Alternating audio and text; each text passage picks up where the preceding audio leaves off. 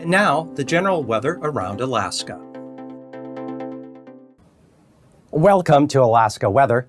I'm meteorologist Peter Chan, coming to you from the National Weather Service on this Friday, November 3rd, 2023. And if you'd like additional weather information on top of what I provide in this broadcast, you can go to weather.gov. That is the National Weather Service's online presence. It brings you to a map of the continental U.S. And if you point and click anywhere on this map, it'll bring up a local forecast with any relevant watches, warnings, or advisories. You can also access information for Hawaii, Alaska, and the other territories here across the bottom.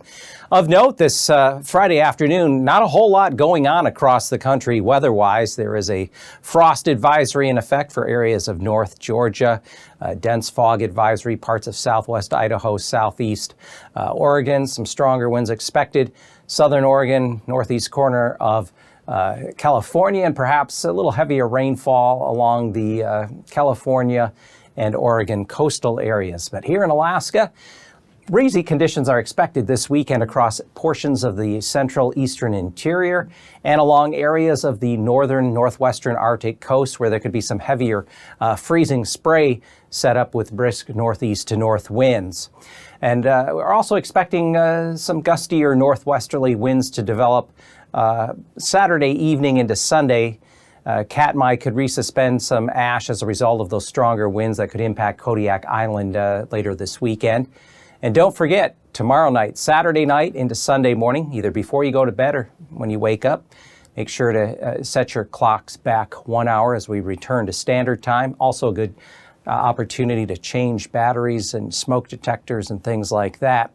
We could also see a period of snow push up through the Anchorage Bowl and Susitna Valley Sunday into Sunday night with perhaps 1 to 3 inches of accumulation. Not a heavy snowfall, but enough that it could create some slippery roads.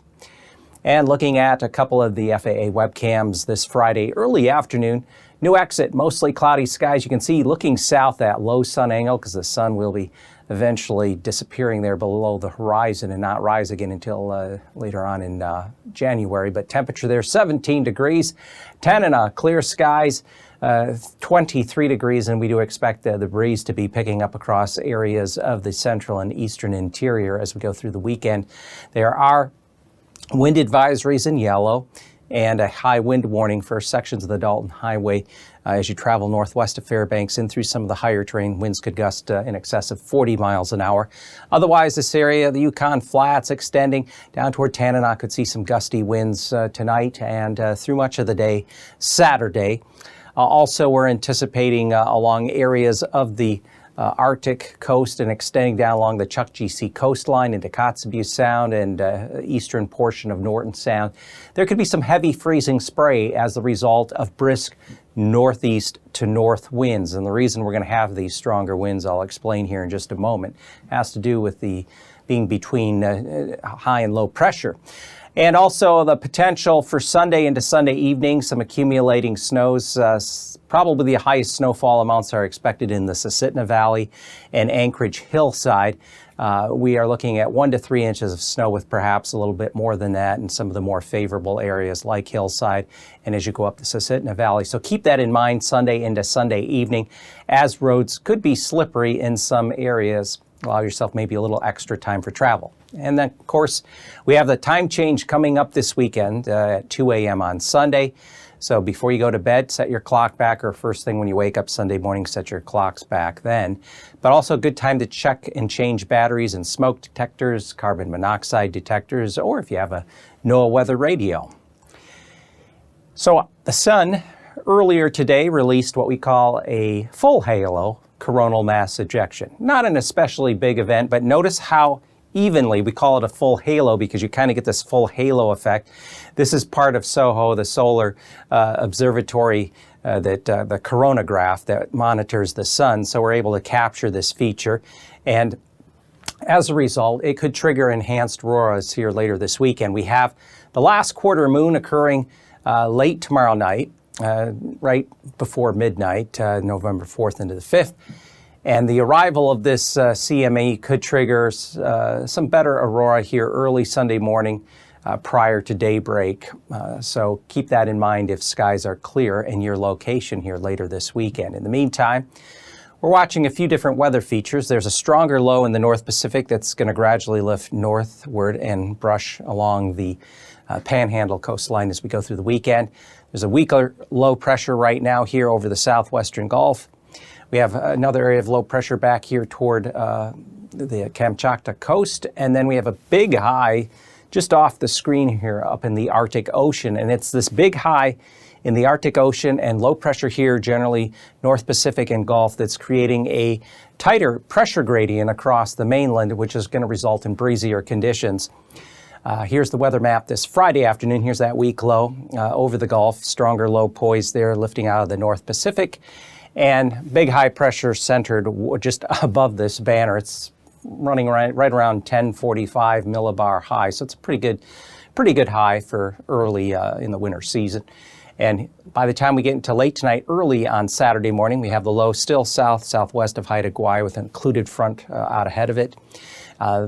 Low pressure, weak low pressure here back toward Bristol Bay, north side of Kodiak Island, Shelikof Strait, and then a sub-ridge of high pressure kind of running from eastern Russia along the Arctic coast, and then another low back out here toward the Kamchatka coast. So going into Saturday afternoon, the low lifts a little closer to Haida Gwaii, coming up out of the North Pacific. Another weaker low just kind of trying to take shape here around the Kenai Peninsula, the trough extending inland.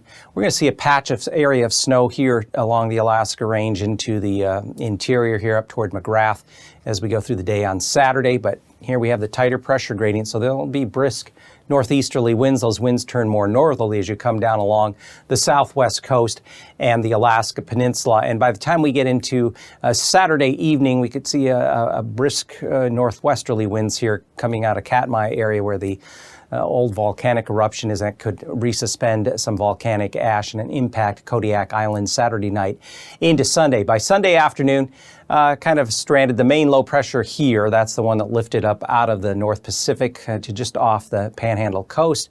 Weaker sub-low rotating around that, and then the other low that was just kind of sitting here back toward the northwest corner of the Gulf. This is the low that's going to try to pull some moisture back in that could bring the snow to the Anchorage Bowl and Susitna Valley, and then a low back out here toward the central bearing with kind of a couple of different fronts working their way through the Aleutians and pushing up into the Alaska Peninsula. Temperature-wise, Saturday morning lows will stay above freezing. In fact, even around or above 40 outer and southern Panhandle.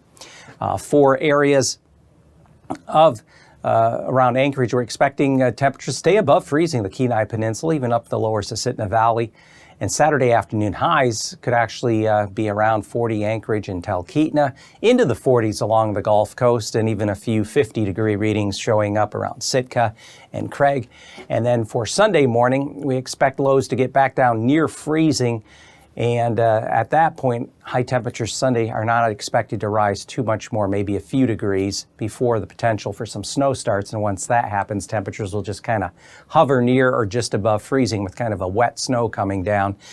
In that area, the Susitna Valley and Anchorage Bowl. Temperatures Sunday morning generally above freezing through most of the Panhandle, and afternoon highs mid to upper 30s here, but again, the potential in some spots for some snow to stick on the ground because the ground is cold. We've been plenty cold for the ground to freeze up in many areas, and temperatures along the outer Panhandle could be near just above 50 degrees.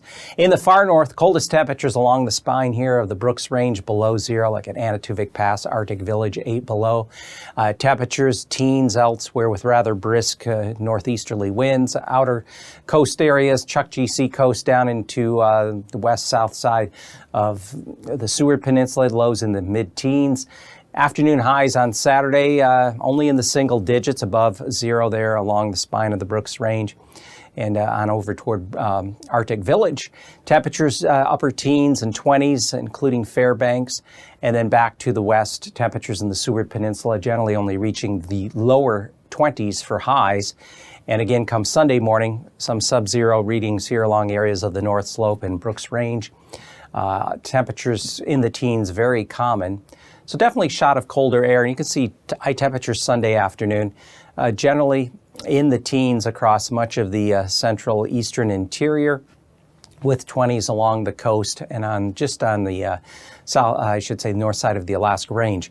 Looking at Saturday morning lows, temperatures going up through the Kuskokwim River Basin, upper teens to around 20 degrees, but still holding in the 30s above freezing along the Alaska Peninsula and Aleutians. Daytime highs, as we would expect, surrounding water in the 40s here, eastern Aleutians on up to a good part of the Alaska Range, but winds are going to be picking up out of the northwest Saturday afternoon and Saturday evening.